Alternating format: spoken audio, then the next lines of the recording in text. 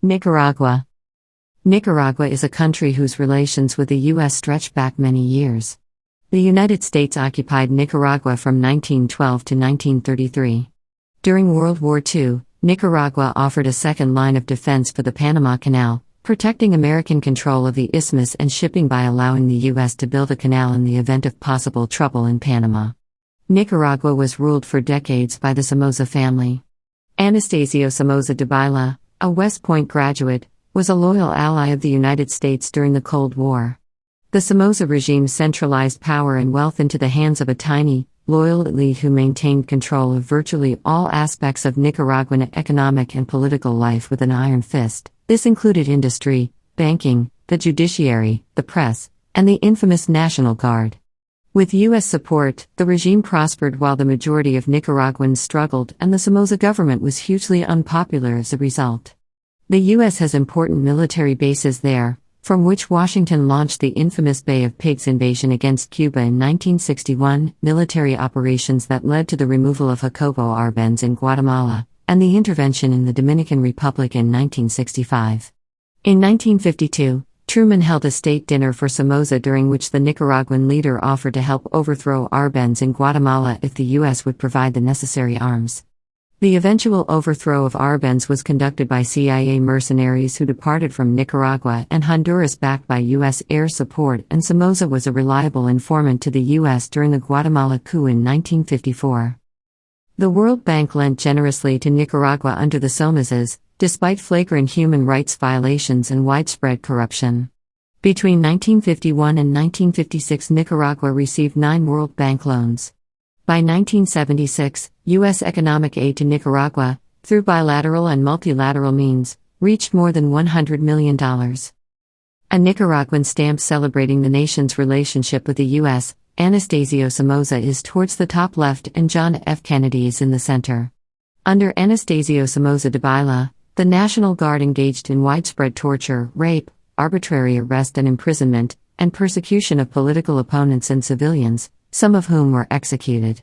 Trained in the U.S. and at American facilities in Panama, the National Guard functions both as a police force and the military, and with U.S. funding, training, and weapons they would evolve into the most powerful military force in Central America, according to the Washington Post. The origins and function of the National Guard in Nicaragua are remarkably similar to the SAVAK in Iran, under the Shah, who were also backed by U.S. training, support, and funding.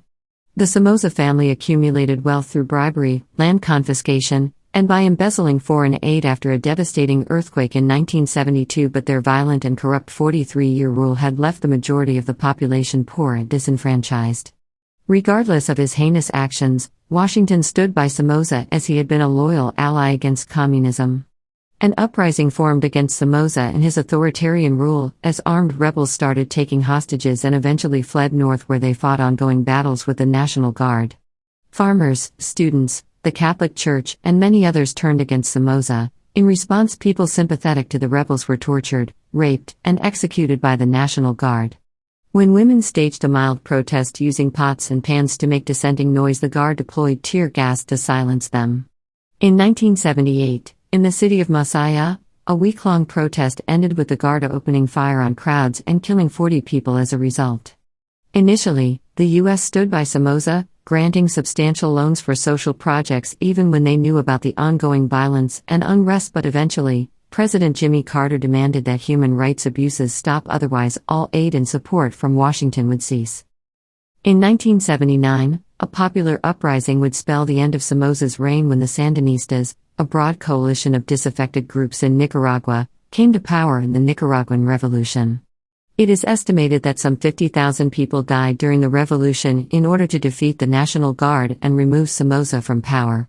The Sandinistas immediately implemented a radical, top-down change in the country, including land reform, controlling imports, and nationalizing various parts of the economy, including the banking sector. To prevent the new Sandinista regime from allying with Cuba and the Soviet Union, President Jimmy Carter sent generous aid to Managua. However, as part of their reforms, the Sandinistas made formal agreements with the Soviet Union and Cuba. After the brutal reign of violence and repression under the Somozas, the Sandinistas wanted a break from their violent past and, crucially, That meant an end to America's interference in their country. They had grand desires of sovereignty and wanted a mixed economy with the right amount of state control. The goal was that wealth and prosperity would be evenly distributed throughout the country. Washington was not impressed. The U.S. now had a problem. A key ally in Somoza had been removed and a regime sympathetic to the Soviet Union and Cuba had been installed. America was also not happy with the arms trafficking by the Sandinistas to rebels in El Salvador. Ronald Reagan instructed the CIA to start funding and supplying the Contras, a group that formed in opposition to the Sandinistas comprised of what was left of the National Guard and Somoza loyalists, and a war soon erupted in the Central American nation, called the Contra War.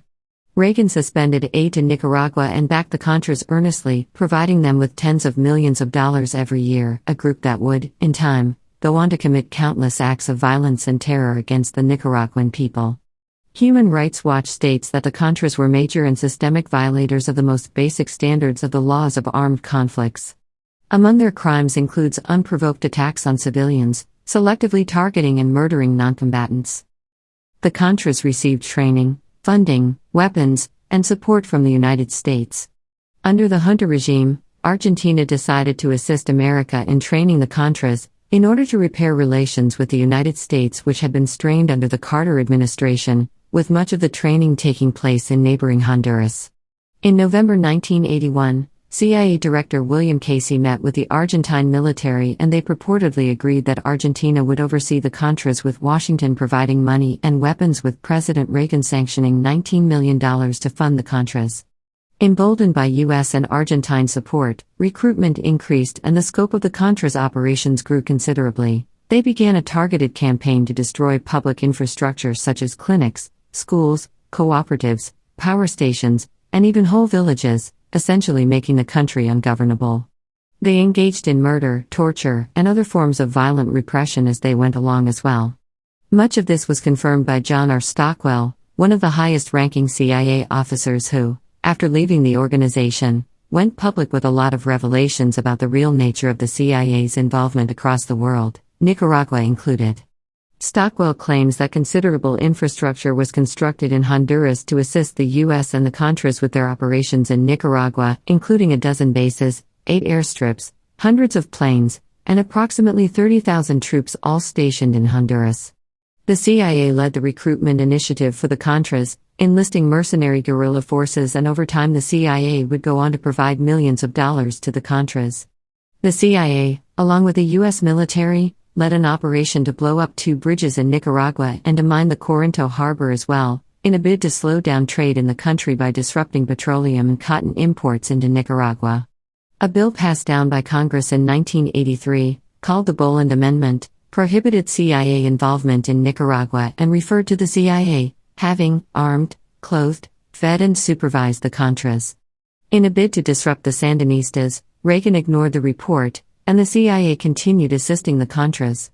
Manuals circulated by the CIA contained advice on how to create civil disruptions and how to create Molotov cocktails and use fuel tanks as weapons. Other pamphlets instructed the guerrillas to target high-ranking judges, police, and other state officials for assassination. In a rather embarrassing segment, Ronald Reagan was forced to publicly address these manuals in the 1985 presidential debates with Walter Mondale. According to declassified CIA documents, covert activities in Nicaragua included political action, paramilitary action, propaganda, and civic action. As with previous overseas interventions, such as in Iran and Guatemala, the CIA engaged in a targeted propaganda campaign, this time domestically, with CIA propaganda op-ed pieces written and published in the New York Times and Washington Post. Called white propaganda, the stories exaggerated the threat to the U.S. and spoke of the Contras as freedom fighters. In the mid-80s, explosive reports surfaced claiming that the Contras were linked to drug trafficking in the United States.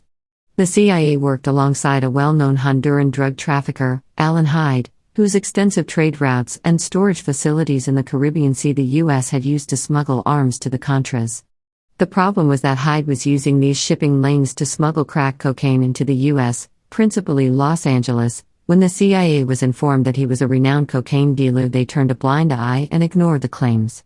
Pilots would transport arms and other military hardware from the U.S. to the Contras and then drugs on the return flight back to America. Profits from the drug sales were used to fund the Contras. The extent to which the CIA was complicit in the drug network is a hugely controversial issue to this day. Several investigations concluded that the allegations were unfounded, despite considerable evidence to the contrary, much of which comes from former CIA agents themselves. Among these is David McMichael, a former CIA agent turned whistleblower who explained the relationship between CIA activity in Latin America and the drug trade. Once you set up a covert operation to supply arms and money, it's very difficult to separate it from the kind of people who are involved in other forms of trade, and especially drugs. There is a limited number of planes, pilots, and landing strips. By developing a system for the supply of the Contras, the U.S. built a road for drug supply into the U.S. John Stockwell insists that planes from Honduras were flying into CIA training centers in Florida, Louisiana, and Alabama regularly. In 1984, with the approval of President Reagan, 3 Nicaraguan harbors were mined, damaging several large vessels and outright destroying smaller fishing boats, leading to significant disruption in Nicaragua and an international outcry. The plan was hatched by the CIA along with National Security Advisor Robert McFarlane. Shortly after, Nicaragua brought a case to the International Court of Justice alleging that the United States had violated international law with flagrant interference in their domestic affairs. Nicaragua won the case, but what followed can only be described as a farce. The United States somehow concluded that the International Court of Justice had no jurisdiction over its affairs and vetoed the decision to pay reparations to Nicaragua at the UN General Assembly. Human Rights Watch formally declared that the Contras were a United States-operated group that owed its existence to Washington. Former CIA operative John Stockwell echoes these sentiments. He maintains that the Contras would not have been able to wage a war without American money, support, and training. He says, rather bluntly, that we created this force, it did not exist until we allocated money. We've armed them, put uniforms on their backs, boots on their feet, given them camps in Honduras to live in, medical supplies, doctors, training, leadership, direction, as we've sent them in to destabilize Nicaragua. Ronald Reagan famously described the Contras as freedom fighters. I am not sure how blowing up granaries and bridges and terrorizing whole villages constitutes fighting for freedom. I guess I will just have to keep an open mind regarding that. He cited the smuggling and trafficking of arms by the Sandinistas into El Salvador, an allegation that remains tenuous to this day, one that is also highly ironic given the revelations in the Iran-Contra affair. He also claimed that the Sandinistas were smuggling drugs into America, but the DEA, Drug Enforcement Agency, no less, denied this and said that the Contras were responsible for the drug trafficking. When after he assumed the presidency in 1989, George H.W. Bush continued to defend the Contras publicly and to provide assistance to the rebel group. Ultimately, the Contras made little progress in their attempt to take back Nicaragua and were largely confined to the border regions with Honduras. When American support ended, the Contras accepted a peace deal and quickly dissolved thereafter. Nicaragua is another poor country with little in the way of a geopolitical agency that was destabilized by the United States and the regimes it supported, whilst the Contra War itself would not have been possible without U.S. assistance. Argentina. Under the leadership of Juan Perón, Argentina prospered and state investment in public utilities and nationwide infrastructure provided solid foundations for economic growth. Higher living standards and increased prosperity soon followed. However, in 1976, the junta seized power from Isabel Perón in a coup and Jorge Rafael Videla assumed power. The Argentine military had the backing of the Gerald Ford administration in Washington and the CIA as well as Chilean dictator Augusto Pinochet. The rise of Martínez de Hoz, as Minister of the Economy, under the military-backed junta, and the policies he enacted represented a transfer of wealth and resources from the people back to the elites and ruling class. Many high-ranking U.S. officials such as Henry Kissinger and David Rockefeller made no secret of their admiration for Oz and supported his administration and their policies throughout. State Department documents obtained in 2003 by the National Security Archive under the Freedom of Information Act show that in October 1976 Secretary of State Henry Kissinger and other high-ranking U.S. officials gave their full support to the Argentine military junta before the coup and urged them to hurry up and finish their actions before the Congress cut military aid. Kissinger was warned by Assistant Secretary of State William Rogers that the regime of Videla's junta would result in violence and killing. Carlos Osorio, A U.S. National Security Archive analyst no less, says of the United States' role in the Videla dictatorship that the U.S. knowingly supported a national security doctrine that disregarded all civilized norms and any adherence to human rights, and tens of thousands of Argentines paid the ultimate price. Within a year of the coup, economic conditions in Argentina declined rapidly. Wages lost 40% of their value, factories closed, and poverty spiraled out of control. Clean water was increasingly harder to come by and preventable disease ran rampant. By the time the 80s began, the Argentine economy was in freefall.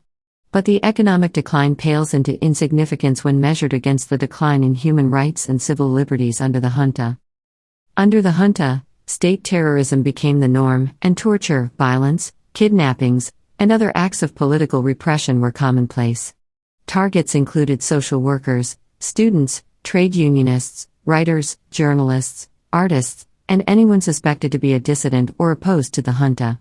The military junta provided a brutal public demonstration of both its force and its intentions by tying a man to the 67.5 meters high obelisk, one of Buenos Aires' most prominent landmarks, leaving him hanging and then machine gunning him to death in plain sight. Robert C. Hill, the American ambassador in Buenos Aires, tried his best to prevent the junta from engaging in human rights abuses during the Dirty War, despite Kissinger's opposition to Hill's stance. In one particularly disturbing case, the son of an embassy employee was kidnapped and never seen again.